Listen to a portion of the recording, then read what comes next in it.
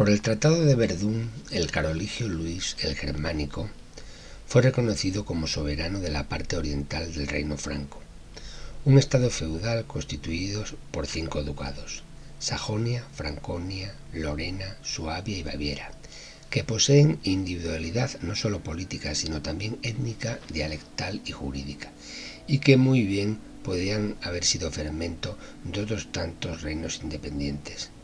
Posibilidad que, aunque no prosperó, generó una tensión acrecentada por la antigua propensión germánica a constituir reinos de base exclusivamente étnica, y que en todo caso se mantuvo durante 2 siglos, originando finalmente la disgregación del poder central en Alemania. Un año antes de morir Carlos el Gordo, último heredero legítimo de Luis el Germánico, fue elegido en Frankfurt Arnulfo de Baviera, quien, llamado a Roma en su ayuda por el Papa contra la pretensión de deponerlo de las casas de Toscana y Spoleto, fue coronado emperador en el año 896. Muerto Arnulfo, los germanos eligieron a su hijo Luis el Niño, con quien se extinguió en el año 911 la rama carolingia. Alejada toda posibilidad de unificación del Regnum Francorum, los grandes duques eligieron a Conrado de Franconia, nieto por línea materna de Arnulfo. El nuevo rey pasó toda su vida combatiendo por la unidad del reino contra estos mismos duques que le habían designado, pero actuaban conforme a sus propios intereses. Herido de gravedad en campaña y en su lecho de muerte, Conrado tuvo un rasgo generoso. Envió su espada y su manto real al más valiente y capacitado de sus enemigos, el duque Enrique de Sajonia, llamado Enrique el Cetrero. En su parecer, el ducado de Sajonia, recientemente incorporado a la monarquía por Carlomagno, era el que poseía mayor vitalidad y la cohesión necesaria para llevar a cabo la restauración que pretendía. Enrique subió al trono y acometió con la mayor energía a los eslavos, a quienes venció a menudo, sometió a los checos de Bohemia y Moravia a la corona germánica y derrotó a los vendas, enemigos hereditarios del pueblo sajón al este del Elba. Neutralizó las temibles empresas normandas, llevando la guerra al propio país de los daneses. Les infligió una aplastante derrota y obligó a su rey a prestarle fidelidad. Consiguió incluso frenar el empuje furioso de los magiares, al menos en su propio ducado de Sajonia, rodeando los más importantes centros urbanos con fuertes murallas y dotándolos de guarnición militar. En torno a estas fortalezas nacieron muchas ciudades sajonas. Además, organizó una vigorosa caballería. A Enrique el Cetero, del 910 al 936, duque de Sajonia, se le puede considerar como el verdadero fundador del reino alemán, pues después de la extinción de los carolingios restableció en Alemania la autoridad real. Otón I, su hijo, según la crónica de su reinado narrada en la historia del pueblo sajón por el monje Wittikind, es la figura esencial del siglo X en Alemania. Para reinar de un modo efectivo en los territorios alemanes, Otón I adoptó un sistema muy eficaz, el de sustituir la antigua relación de vasallaje feudal que tendía a hacerse hereditaria y en pocos años había arruinado el imperio carolingio, por una red administrativa eclesiástica de rango imperial. Los obispos y abades, nombrados entre familiares y amigos cuyos cargos no eran hereditarios, fueron investidos de las atribuciones propias de los condes: la administración de justicia, las aduanas, mercados, la acuñación de moneda. Se formaron de este modo poderosos arzobispados como el de Magdeburgo, el de Colonia, el de Maguncia y los obispados de Treviris y Espira. Por su parte, a través de la Iglesia, Otón podía contar con un potente instrumento de penetración en los pueblos eslavos todavía paganos. La cristianización del pueblo se operó más desde las élites dirigentes que desde la misma convicción del pueblo, no siendo extraño que después de una victoria militar sucediese la conversión del caudillo, al que imitaban de modo automático las comunidades locales por razones políticas. Las esferas religiosa y política se condicionan entre sí de tal manera que en el Imperio otónida las sedes episcopales desempeñan la función de baluartes avanzados. Las marcas meridionales en el norte y en el este dependían de los distintos episcopados y durante todo el siglo X hasta Enrique II, la estructura del Estado será un núcleo territorial compacto en el centro de Europa, flanqueado por una constelación de marcas y reinos vasallos. Otón I continuó la lucha iniciada por su padre contra los normandos, los eslavos y los magiares. Sometió a los eslavos por la fuerza y adquirió sobre ellos un gran ascendiente moral mediante una acción misionera bien organizada, atrayendo a los eslavos occidentales a la Iglesia de Roma, mientras que los eslavos del este, Rusia y la península balcánica, avanzaban la religión ortodoxa. La oposición religiosa que separa desde entonces a unos y otros eslavos, rusos y polacos, racialmente tan emparentados, adquirió una significación histórica. La religión sería un obstáculo infranqueable al llamado pan-eslavismo. En política exterior, la obra más importante de Otón fue su victoria sobre los húngaros, que pensaban someter todo el occidente cristiano y llegaron a invadir Baviera con un numeroso ejército, unos 100.000 hombres, cifra sin duda exagerada. En las orillas del Lech, cerca de Habsburgo, Otón los atacó con tropas de caballería reducidas en número pero muy selectas, y en agosto del 955 se desarrolló allí una batalla que por su significación histórica puede compararse a la de los campos catalaúnicos y Poitiers. 2 meses más tarde, Otón atacaba a los eslavos del Elba, a los que venció en Rechnitz. Ambas victorias permitieron a Otón la consolidación de su autoridad real en Alemania. Una vez más, la rudimentaria estrategia política, es decir, fomentar la cohesión interior mediante la creación de un enemigo común, los pueblos eslavos, y la canalización de las fuerzas feudales de los ducados hacia el mantenimiento de las marcas defensivas del este, daba resultado. Capítulo aparte constituyó la cuestión italiana, a la que Otón I se lanzó apenas tuvo las manos libres. El dominio del antiguo reino lombardo y la obtención de la corona imperial eran asuntos espinosos que ya se había planteado la monarquía carolingia.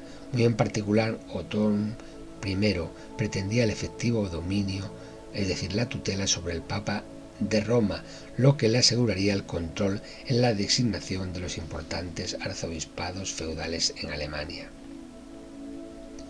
La crónica de Wittig nos presenta la intervención en Italia de Otón como fruto de una romántica expedición. En el año 950 había muerto el último de los descendientes de Carlomagno y se había proclamado rey un déspota llamado Berengario, marqués de Ivrea, en el norte de Italia.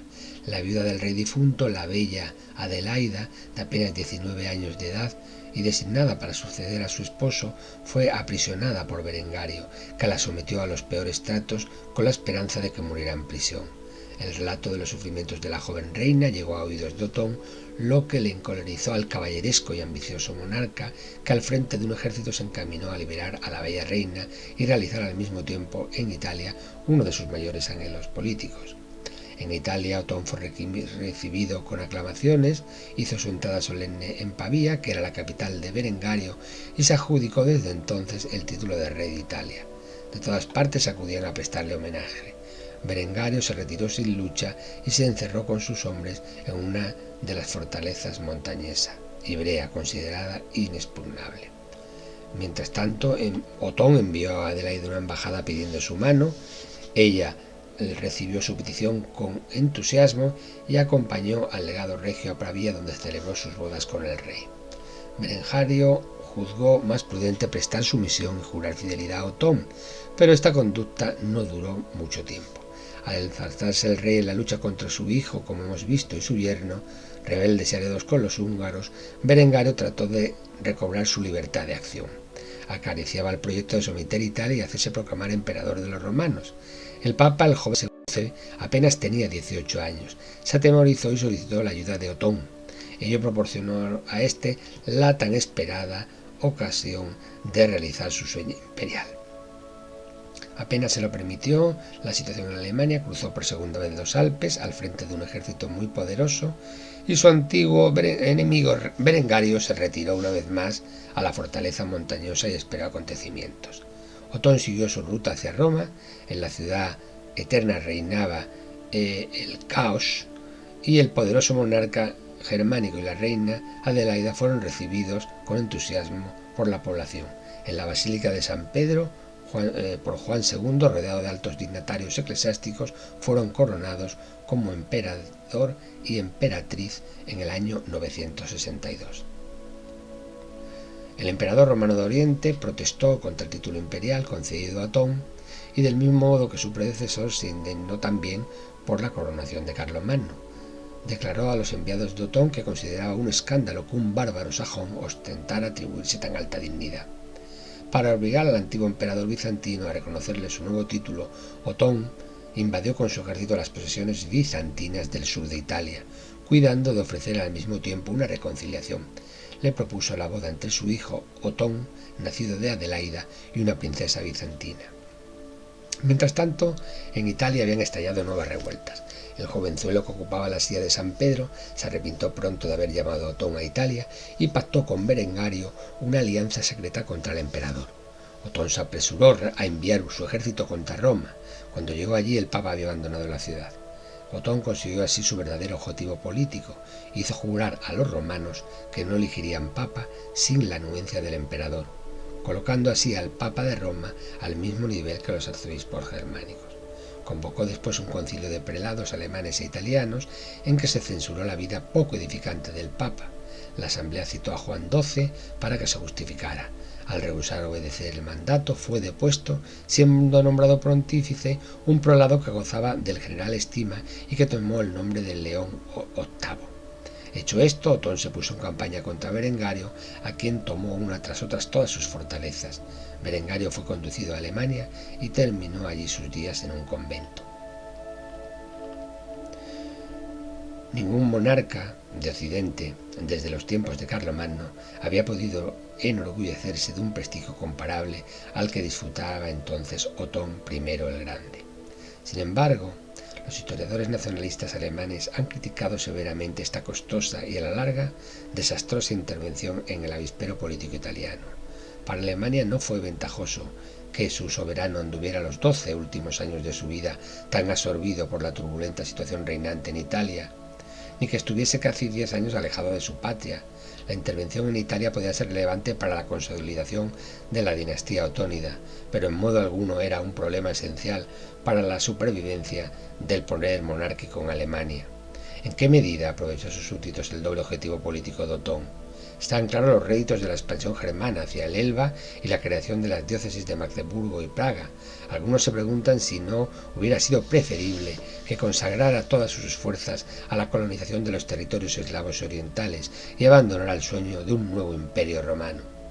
En el 973, Otón murió inesperadamente, apenas a la edad de 61 años. Su hijo Otón II fue elegido sucesor. Otón II solo tenía 18 años, pero desde tiempo atrás dedicaba sus energías al servicio del imperio. Durante las largas ausencias de su padre, retenido por los asuntos italianos, el príncipe gobernó a menudo. Tanto en política interior como exterior, Otón II continuó la obra paterna y defendió el imperio contra eslavos y normandos. Gracias a sus contactos con los bizantinos, Otón el Grande había creado las condiciones favorables para una definitiva acción común de toda la cristiandad contra los saracenos. Lleno de ardor juvenil combativo, Otón dirigió sus armas contra estos enemigos de la fe, que se dedicaban a saquear Italia, y los desafió cerca del Golfo de Tarento, no lejos de Crotona. Sin embargo, la superioridad de la ágil caballería árabe y los arqueros era todavía demasiado patente sobre la pesada caballería con armadura del ejército alemán, que combatía en cargas cerradas e ineficaces contra el rápido ataque y repliegue musulmán. El ejército de Otón fue derrotado por completo. En ignominiosa huida, Otón logró escapar a duras penas con un puñado de hombres. Los alemanes, considerados en general como guerreros invencibles, sufrieron una derrota aplastante. Los italianos los escarnecieron. Daneses y eslavos volvieron a organizar en las regiones fronterizas alemanas sus expediciones de rapiña y devastación. Otón se dispuso con brío a organizar un nuevo ejército, pero murió a la edad de 28 años antes de haber realizado sus deseos y agotado por el pesar y las preocupaciones. En el año 983 subió al trono Otón III, hijo de Otón II y de Teófana, la princesa bizantina.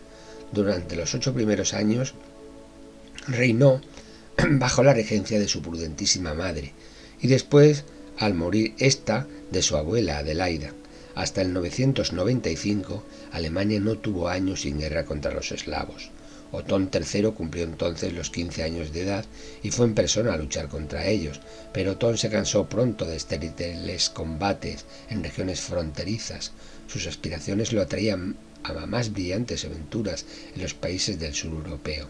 Otón III, de madre bizantina, fue educado en la antigua cultura y fijó como tarea de su vida sustituir la rudeza sajona por el refinamiento griego.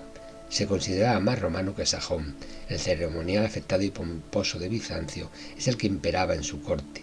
Para sus ambiciosos planes encontró excelente apoyo en su preceptor y consejero, un francés muy culto que fue papa con el nombre de Silvestre II.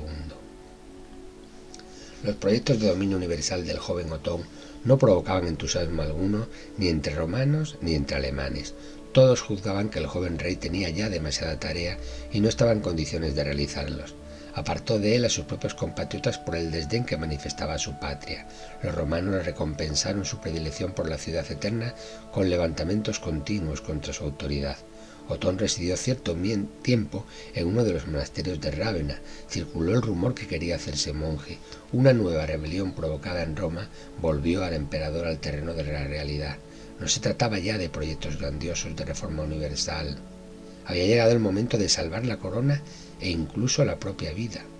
Al penetrar en el norte de Italia con las fuerzas armadas que Otón había mandado llamar desde Alemania, se dirigió hacia Roma, pero en el campamento que estableciera a las puertas de la ciudad fue acometido por unas fiebres mortales y falleció al poco en el año 1002. El sucesor de Otón fue su primo Enrique II, llamado el Santo, nieto de Enrique de Baviera. Su reinado representó una reacción contra la política romántica de su predecesor, que soñaba con la dominación del mundo y que descendió con ella a la tumba. Enrique II se limitó a poner orden en Alemania, defender a su país contra las acometidas de los eslavos y restablecer en Italia el prestigio imperial después del daño causado por el sentimentalismo de Otón III, lo que le costó grandes esfuerzos y renuncias. Fue preciso luchar 20 años para reducir malquerencias de los vasallos más destacados. Pese a todos sus esfuerzos por mantener la unidad imperial, hubo de reconocer el carácter hereditario de los títulos feudales. Ello significaba una grave merma de autoridad que se reveló nefasta para el imperio germánico. Respecto a los eslavos, Enrique II se vio también forzado a hacer concesiones y no pudo conservar las conquistas de Otón el Grande entre el Elba y el Oder. Durante mucho tiempo siguió siendo el Elba la línea fronteriza entre eslavos y germanos. Las luchas continuas entre ambos pueblos fomentaron un odio que se tradujo a menudo por horribles efusiones de sangres. Ni eslavos ni germanos se sentían satisfechos al derrotar al enemigo, soñaban aniquilarlo por completo. Enrique II murió en el 1024. Con él se extinguió la dinastía por línea masculina. Durante más de un siglo reinaron en Alemania príncipes de la dinastía sajona, manteniendo en circunstancias muy difíciles en el interior y en el exterior la unidad imperial que hallarán en lamentable estado de descomposición al subir al trono. A la casta de Sajonia sucedió en la dignidad imperial la de Franconia, las llamadas emperadores salios. El primer monarca de la dinastía francona fue también de extraordinaria energía, Conrado II. Tanto en los continuos combates que entabló en las fronteras como en su política italiana, Conrado obtuvo excelentes resultados. Logró una importante adquisición territorial al morir sin heredero el rey de los burgundios, quien, agradecido por la ayuda que los alemanes le prestaran contra sus vasallos rebeldes, legó su reino al emperador germánico.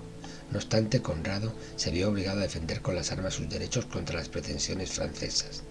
Al adquirir el reino de Borgoña, extenso desde Basilea a Marsella, Alemania podía contar con otra importante vía de comunicación hacia Italia, con la que Borgoña estaba unida por los pasos de los Alpes occidentales, dominando así todos los caminos hacia la península.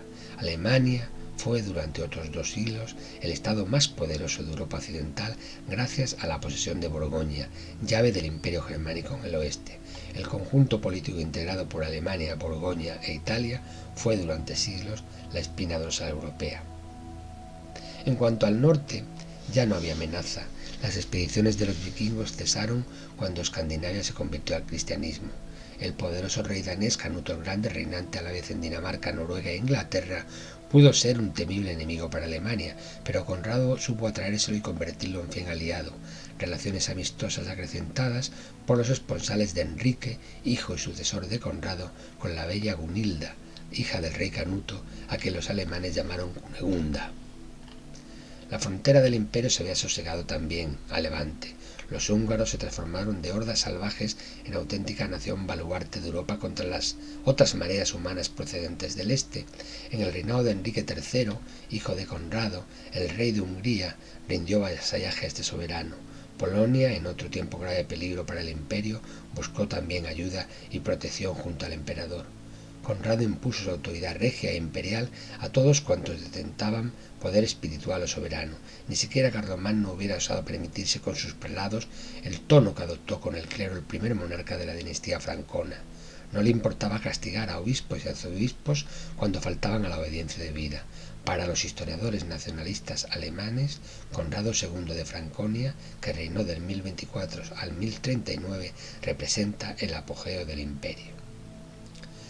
Su hijo y sucesor, Enrique III, mantuvo frente a los nobles la política de su padre, pero a diferencia de aquel, prestó un decidido apoyo a las ideas de reforma religiosas del movimiento iniciado en la abadía de Cluny. Impulsó la tregua de Dios y persiguió la simonía. En 1044 convocó a todos los obispos del imperio en concilio y les dirigió un discurso lleno de santa indignación contra la repugnante práctica de la simonía.